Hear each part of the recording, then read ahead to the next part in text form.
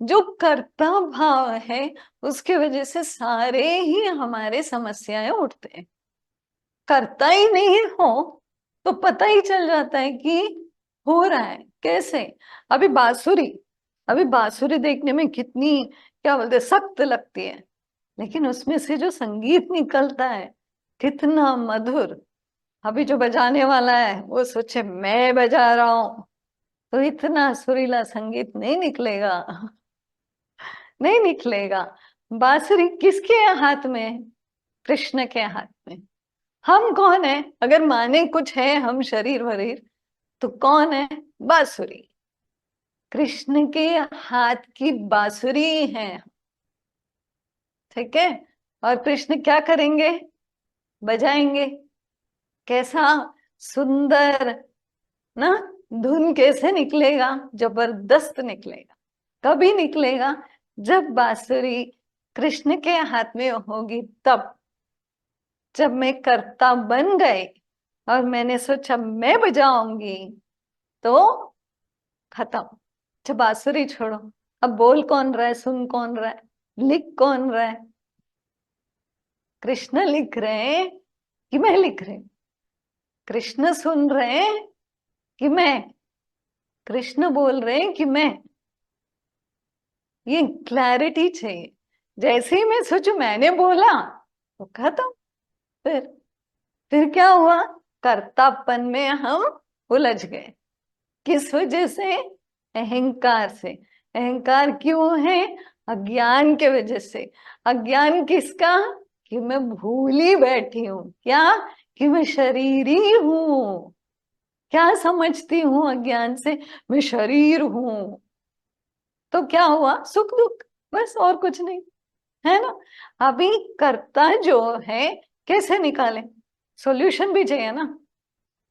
हम सोचेंगे मैं करता हूं तो मेरा तो ये क्या बोल रहा है, अभी एक संस्कार ही बन गया, मुझे लगता है सब चीज मैं ही कर रही।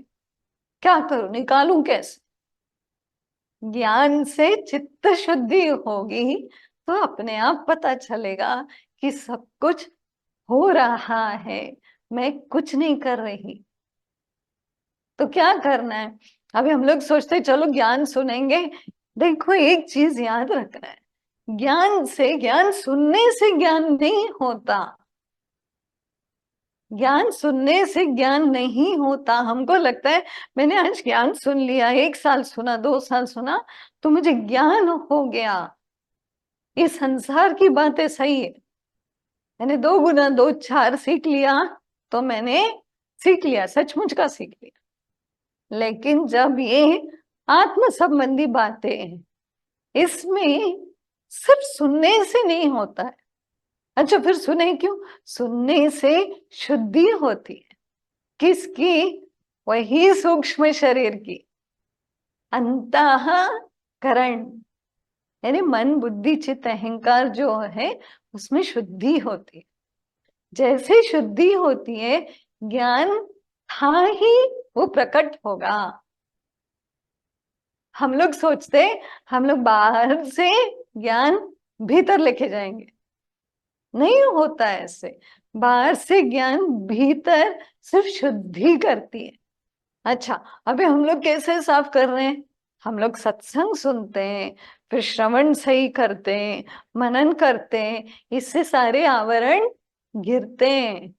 जो मल है विक्षेप है उसकी पूरी सफाई होती है। फिर क्या बचा? शुद्ध। क्या? शुद्ध अंतःकरण। उसमें आपको आप जी के दर्शन होंगे। बस था ही वो प्रकट होगा। कैसे? शुद्धि से। तो शुद्धि जरूरी है। सत्संग क्यों करना है? रोज रोज क्यों करना है? क्यों रोज श्रवण करना है? क्यों रोज साधना करनी है? तो हम लोग स्नान तो रोज कर लेते हैं। कभी पूछते हैं ये रोज रोज क्यों ब्रश करना है? रोज रोज क्यों स्नान करना है? ब्रश तो 2 बार करना है, और गर्मी के मौसम में 2 बार स्नान भी कर लेना है। क्यों? शरीर में मैल आ जाता है ना, और अंतःकरण का मैल दिखाई नहीं देता है ना। जाने दो। जाने दो, किसको साफ करना है ना, हफ्ते में एक दिन थोड़ा झटका लेंगे, ये वो थोड़ा कपड़ा लेके कर देंगे, हो जाएगा। इसके लिए नहीं हो रहा कर्म, हमारा जो होना चाहिए वो नहीं हो रहा है।